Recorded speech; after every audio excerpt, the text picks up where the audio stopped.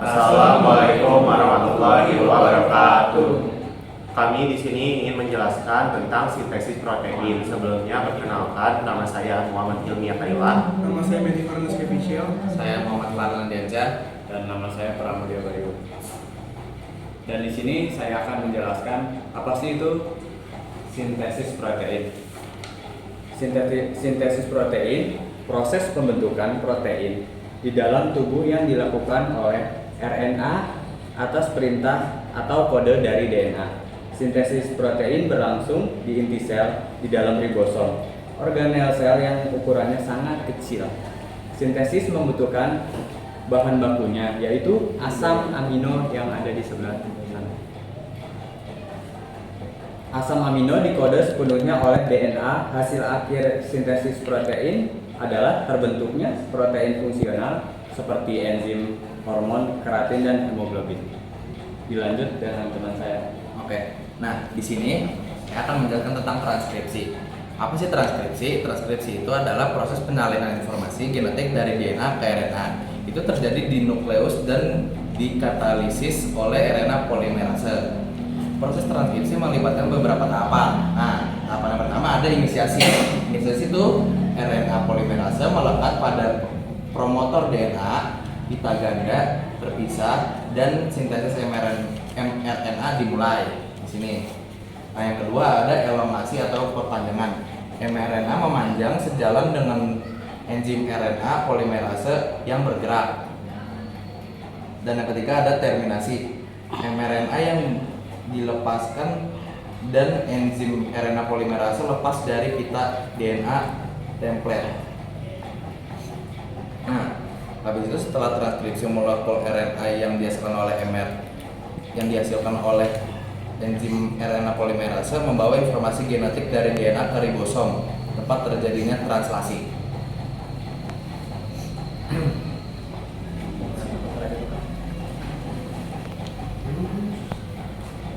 Oke, di sini saya akan menjelaskan translasi.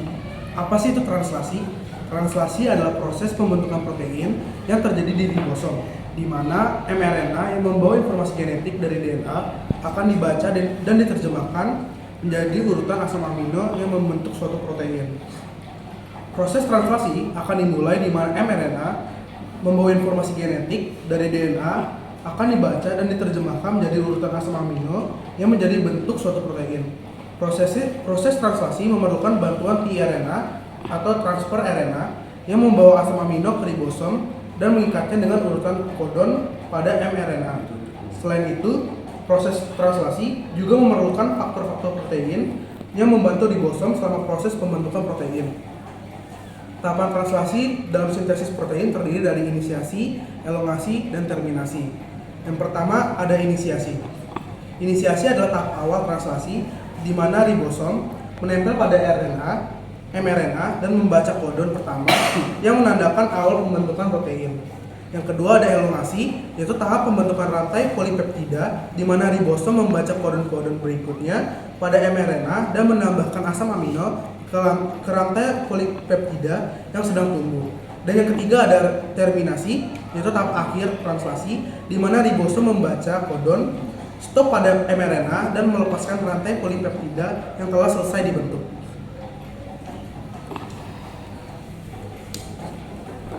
Jadi di sini yang terakhir itu ada fungsi-fungsinya. Setelah proses sintesis protein, fungsi-fungsi protein tersebut adalah memiliki banyak, yaitu bisa menjadi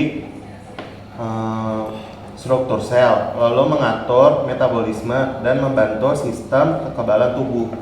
Contoh protein yang penting dalam tubuh yaitu enzim, hormon, dan antibodi. Oke. Jadi dari semua yang sudah dijelaskan, saya ingin memberi kesimpulan tentang apa sih itu sintesis protein. Jadi di sini saya udah menggambar alokasinya ya. Sintesis protein yang pertama itu terdiri dari dua tahapan transkripsi. Ketika materi genetik pada DNA disalin menghasilkan RNAD terjadi di nukleus. DNA, transkripsi, dan RNAD. Yang kedua, RNA duta akan dibawa ke sitoplasma untuk mengalami proses translasi. bawah sini, nukleus dan sitoplasma. Dan yang ketiga, translasi penerjemahan kode genetik pada RNA oleh ribosom menghasilkan polipeptida. Ribosom polipeptida. Jadi yang ribosom ini menghasilkan polipeptida.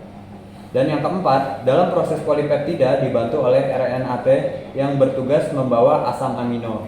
Jadi RNAT ini membawa asam amino dan di sini juga. Oke. Sekian dari kelompok kami.